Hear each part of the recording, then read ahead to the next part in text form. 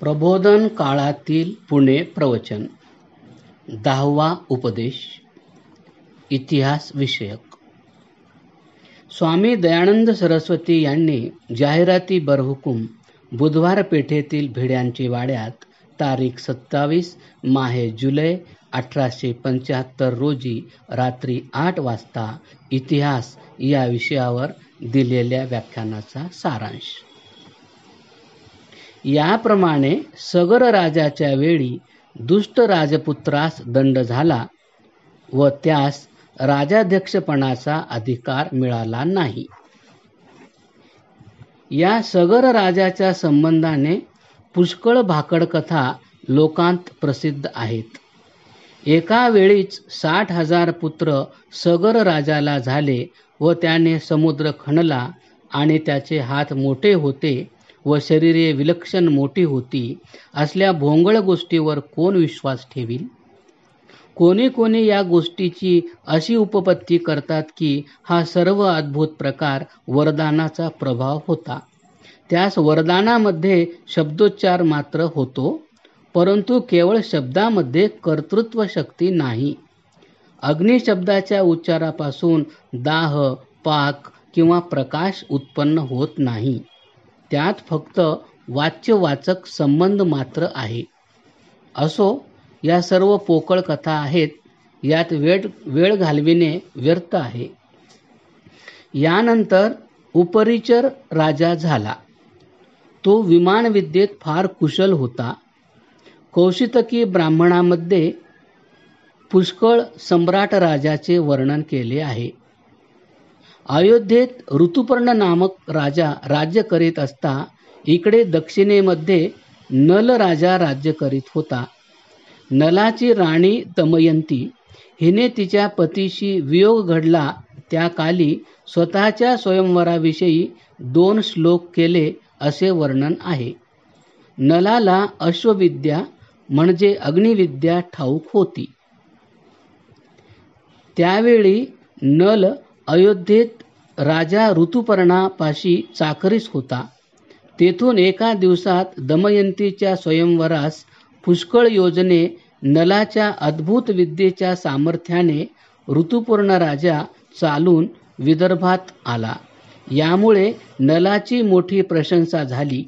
या संबंधाने रोडक्या श्यामकर्ण वारूच्या लोक पुष्कळ वेड्या वाकड्या गोष्टी सांगतात, त्यात तथ्य नाही। नंतर भरत कुलातील राजे झाले म्हणून आर्यावर्तास भारतवर्ष असे नाव प्राप्त झाले। नंतर रघु राजा झाला। तोही मोठा महात्मा राजा होता। राम राजापेक्षा रघु राजा मोठा होता। रघु नंतर राम राजा झाला। त्याचे रावणाशी युद्ध झाले। त्याचा इतिहास रामायणात सर्व वर्णिला आहे। याप्रमाणे या आर्यावर्ती आर्य राजे मोठे बलाढ्य, मोठे शूर, मोठे पराक्रमी, मोठे दक्ष, मोठे विद्वान, मोठे न्यायी असे होऊन गेले। त्यावेळेस या आर्यावर्ताची मोठी उन्नती होती।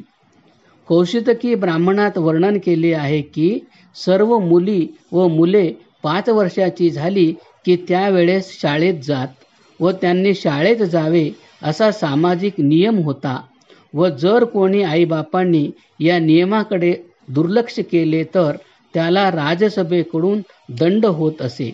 असे भरभराटीचे दिवस जात जात अखेर शंतनू राजा राज्य करू लागला।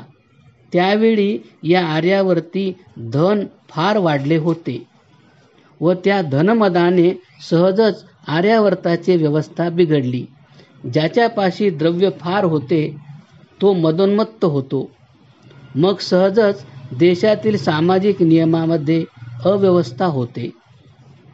शंतनूला अपरिमित द्रव्यापासून मोठी घमंड उत्पन्न झाली व देशात ग्राम्य धर्म वाढले। राज्य निष्कंटक असल्यामुळे शंतनू फारच मदोन्मत्त झाला। म्हटले आहे की अर्थकामेष्वसक्तानां धर्मज्ञानं विधीयते धर्मजिज्ञासमानानां प्रमाणं परमं श्रुती। मनुस्मृती अध्याय 2 श्लोक 13। मग विषयासक्ती शंतनूमध्ये वाढत गेली।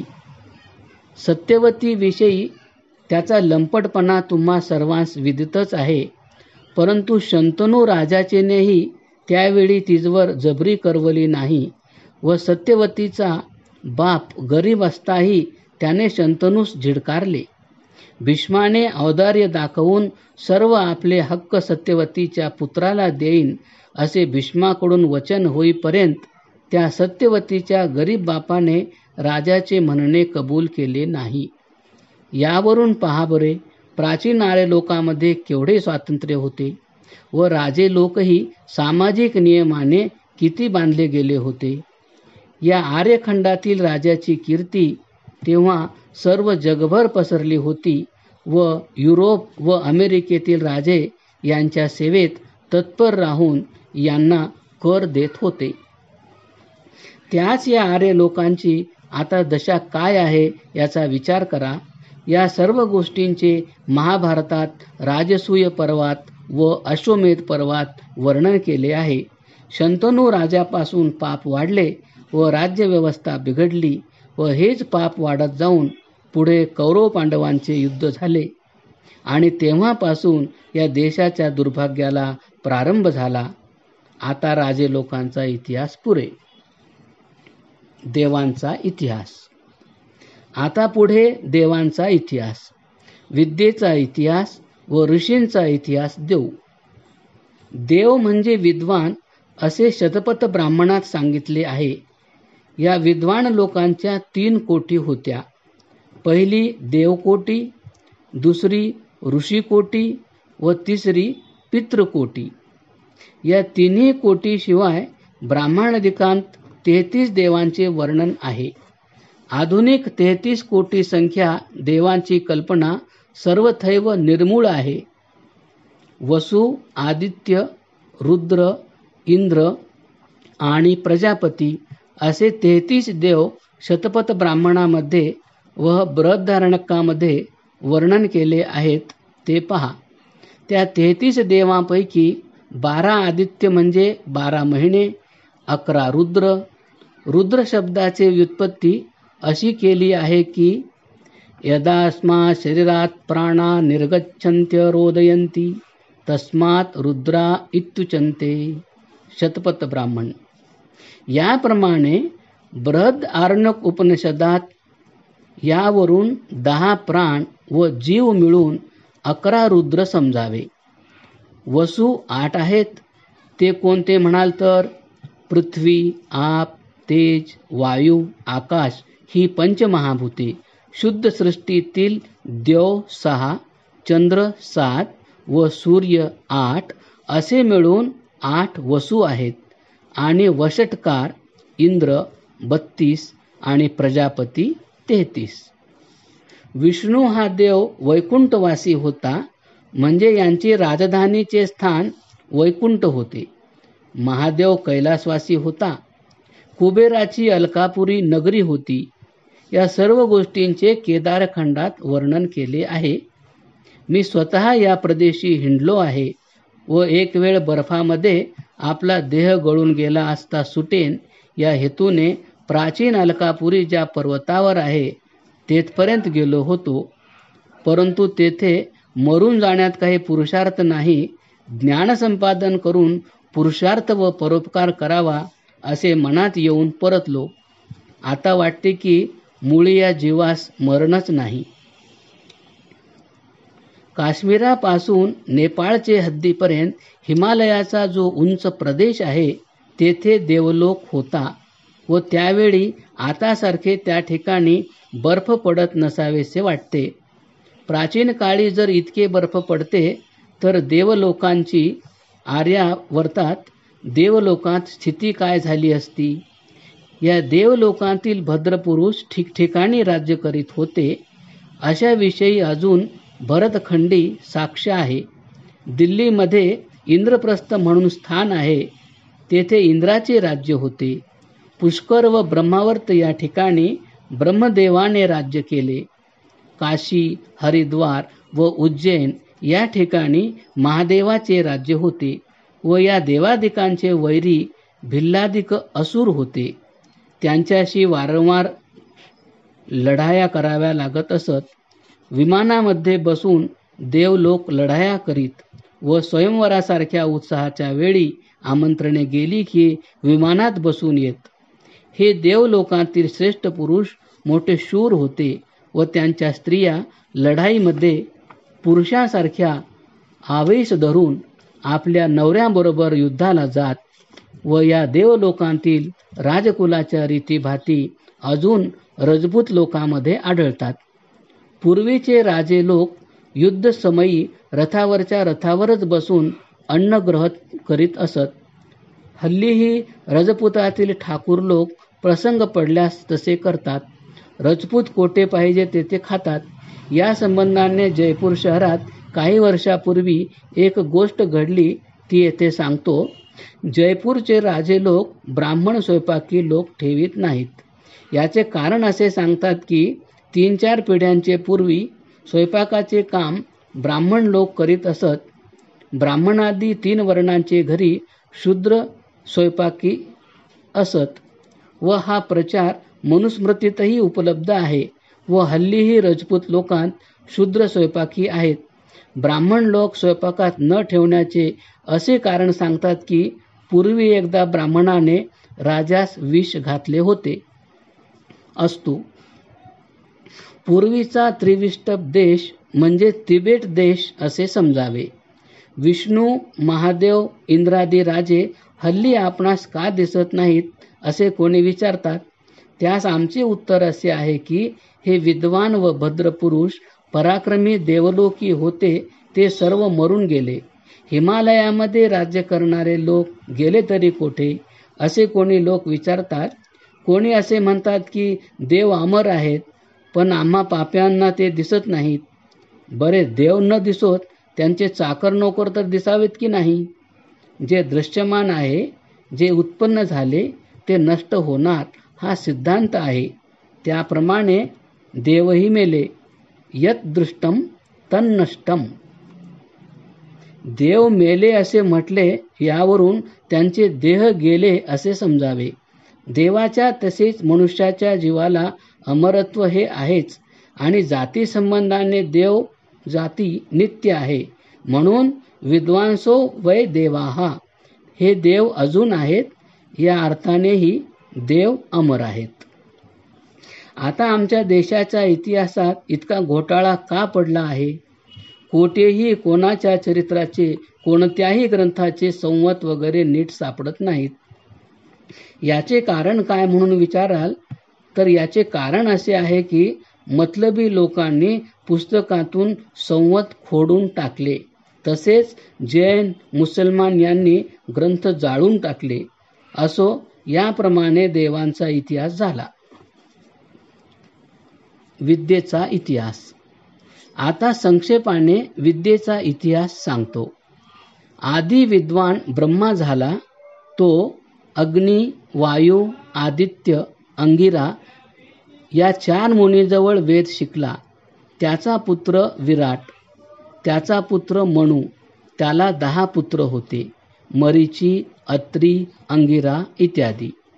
आता यावेळी अध्ययन व अध्यापन किती चालत होते याचा अजमास सहज करता येईल. ऋग्वेदाच्या 21 शाखा, यजुर्वेदाच्या 101 शाखा, सामवेदाच्या 1000 शाखा आणि अथर्वण वेदाच्या 9 शाखा.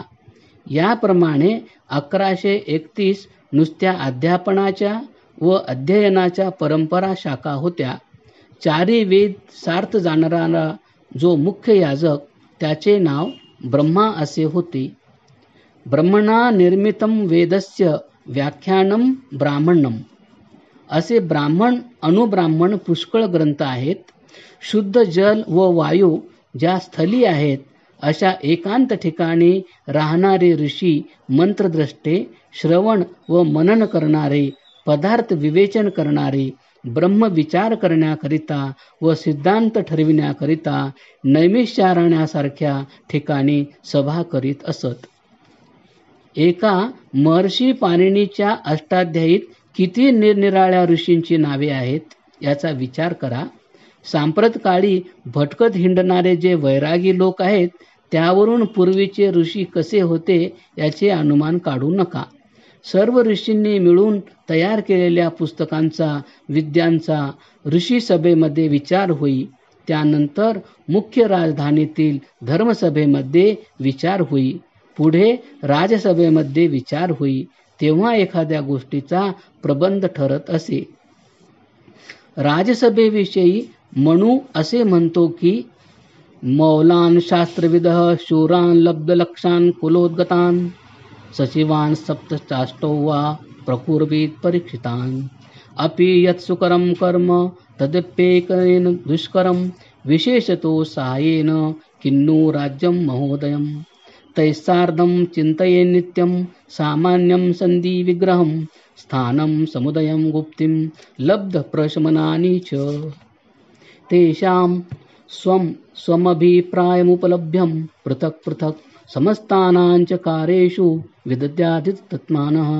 मनुस्मृती अध्याय 7 श्लोक 54 ते 57 इत्यादी श्लोकात राजसभेविषयी सांगितले आहे. आणि पूर्वीचे राजे युद्ध करणाऱ्या शिपाई लोकांचे आपल्या मुलाप्रमाणे पालन करीत व त्यायोगे त्या शिपायास युद्ध करण्याकरिता अतिशय उत्साह वाटत असे. आणि सर्व राजे लोक असे करण्याकरिता युद्ध सामुग्री शस्त्रास्त्र व धनसंग्रह बाळगीत असत. मनुने म्हटले आहे की रथांश्च हस्तिनं छत्रं धनं धान्यं पशून् स्त्रियः सर्व द्रव्याणि कुप्यं च यो यज्जयति तस्य तत्. राज्यश्च रुद्धारमित्येषा वैदिकी श्रुतिः. राज्याच सर्व योद्धृभ्यो दातव्यं पृथग्जितम् एषो नृपस्कृतः प्रोक्तो यो धर्मः सनातनः अस्मात् धर्मान्न चवेत क्षत्रियो न नरेन रिपुन्. मनुस्मृती अध्याय 7 श्लोक 96 ते 98. आणि विद्येविषयी राजसभेची अतिशय दृष्टी होती. आवृत्तानां गुरुकुलाद विप्राणां पूजको भवेत् नृपाणामक्षयो हेश निधिर ब्राह्मो अभिधीयते. मनुस्मृती अध्याय 7 श्लोक 62. महाभाष्यात म्हटले आहे की ब्राह्मणेन षडंगो वेदध्यश्चेती. या षडंगात व्याकरण हा विषय मुख्य आहे. पाणिनी हा मोठा वैयाकरणी होऊन गेला. त्याची जितकी स्तुती करावी तितकी थोडीच. या महामुनीने 5 ग्रंथ केले आहेत. त्यांची नावे: पहिला शिक्षा, दुसरा उनादिगण, तिसरा धातुपाठ, चौथा प्रातिपादिक गण म्हणजे गणपाठ, 5वा अष्टाध्यायी. याप्रमाणे 5 ग्रंथ आहेत. पाणिनी केव्हा झाला हा कालनिर्णय करण्याकरिता नाना तर्क चालले आहेत, परंतु त्यात काही हसील नाही असे वाटते. पाणिनी हा फारच प्राचीन ग्रंथकार आहे ही गोष्ट निर्विवाद आहे. आता पूर्वकाळी 14 विद्यांचे आमच्या देशात अध्ययन चालत होते. 4 वेद कोणचे हे तर सर्वांस माहीतच आहे. 4 उपवेद व 6 अंगे मिळून 14 विद्या होतात. आता 4 उपवेद कोणचे व 6 अंगे कोणची याचा विचार करू. 4 उपवेदात प्रथम आयुर्वेद गणला आहे. यावर ग्रंथ म्हटले म्हणजे चरक, सुश्रुत, धन्वंतरी यांचे आहेत. माझ्या सत्यार्थ प्रकाश नामक ग्रंथात 3ऱ्या भागात याविषयी विचार करून वर्णन केले आहे. दुसरा धनुर्वेद. यामध्ये शस्त्रास्त्र विद्येचा विचार आहे. वेदांत ब्रह्मास्त्र, पाशुपतास्त्र, नारायणास्त्र, वारुणास्त्र, समोहनास्त्र, वायवास्त्र यांचा विचार केला आहे. ही अस्त्रे सर्व वेदार्थ विज्ञानाचा विचार करून त्यांच्या गुणदोषाची योग्य व्यवस्था करून रचित असत व क्षत्रिय लोकांस या धनुर्वेदाचे फार जपून अध्ययन करावे लागत असे. केवळ मंत्रोच्चाराच्या योगाने शस्त्रास्त्राची योजना होत होती हे म्हणणे वेडेपणाचे आहे. तिसरा गांधर्व वेद. यात गान व वाद्य यांचा विचार आहे. त्यावेळी अर्वाचीन कविता, पदे, ध्रुपदे, ख्याल, टप्पे, लावण्या गात नव्हते, तर वेदमंत्रांचे मधुर गायन करीत असत. चौथे, शिल्पशास्त्र किंवा अर्थवेद.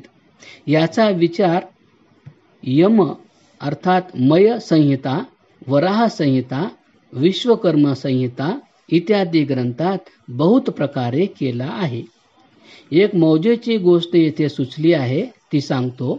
एका विद्वान इंग्रजी शिकलेल्या डॉक्टराची व माझी गाठ पडली. तेव्हा तो म्हणाला, आम्हा आर्य लोकांना यंत्रादिकांची योजना वैद्यक्रियेत म्हणजे शल्यक्रियेत करण्याचे मुळीच माहीत नाही. तेव्हा मी सुश्रुत ग्रंथातील यंत्राध्याय काढून त्यास दाखविला. तेव्हा आर्य लोकांचे वैद्यक्रियेचे चातुर्य व यंत्रज्ञान फार विलक्षण होते अशी त्याची खात्री झाली. आता वेदांगाविषयी विचार करू. वेदांगे 6 आहेत. 1 शिक्षा, 2 कल्प, 3 व्याकरण, 4 निरुक्त, 5 छंदशास्त्र, 6 ज्योतिष म्हणजे गणितविद्या. इतक्या या ग्रंथावलोकनास 12 वर्षे लागत असत व यांच्या दृढ अभ्यासाने बुद्धीमध्ये मोठे वैशद्य उत्पन्न होत असे. आता अशी काही वेडी शिकविण्याची रीती माजली आहे की बुद्धिमान विद्यार्थ्यांच्या हातून देखील यातील एकही विद्या 12 व 12 मिळून 24 वर्षे ती पडल्याने येत नाही. त्याचे कारण नुसती पोपटाप्रमाणे घोकमपट्टी चालते. ही मतलबापासून किंवा वेडेपणापासून उत्पन्न झालेली शिकविण्याची पद्धत मोडून टाकली पाहिजे. पूर्वीच्या ऋषींनी विद्यास्नातक होण्याकरिता ब्रह्मचारी विद्यार्थ्यांस 12 वर्षांचा काल नेमिला आहे व उद्दालकाचा पुत्र श्वेतकेतू हा 12 वर्षामध्ये या सर्व विद्या शिकला असा लेख आहे व पूर्वीच्या पद्धतीप्रमाणे हल्ली ही शिक्षा मिळाल्यास 12 वर्षाहून जास्त अवकाश या कामास लागणार नाही असतो. आता षडदर्शनांचा थोडा विचार करू. प्रथम दर्शन जैमिनीकृत मीमांसा हे आहे. त्यामध्ये धर्म आणि धर्मी याचा विचार केला आहे आणि त्याने प्रत्यक्ष व अनुमान ही 2 प्रमाणे धरली आहेत व धर्माचे लक्षण करते वेळी चोदना रूप म्हणजे प्रेरक वेदवाक्य धर्म असे वर्णन केले आहे. दुसरे, आता कनाद मुनीचे वैशेषिक शास्त्र हे दुसरे दर्शन आहे. यात द्रव्य यास मुख्य धर्मी करून गुणादी धर्माचे निरूपण केले आहे आणि त्याने प्रत्यक्ष व अनुमान ही 2च प्रमाणे मांडली आहेत आणि षट पदार्थांचे निरूपण केले आहे. गौतमाने न्यायदर्शन केले आहे.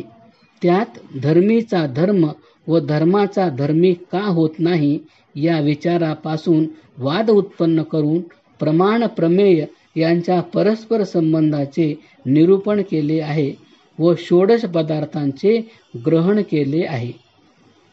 आता कोणी या दर्शनांचा परस्परांशी विरोध आहे असे म्हणतात, तर त्यांचा परस्परांशी विरोध नाही असे आम्हास वाटते. का म्हणाल तर विरोध शब्दाच्या अर्थाचा विचार केला पाहिजे. समानाधिकरणी भिन्न मत प्राप्ती म्हणजे विरोध, व्याधिकरणी भिन्न मत प्राप्ती म्हणजे विरोध नव्हे. तर ही 6 दर्शने प्रतितंत्र सिद्धांत करणारी आहेत, सर्व तंत्र सिद्धांत करणारी नाहीत. ओम शांती शांती शांती. 10वा उपदेश समाप्त क्रमशः.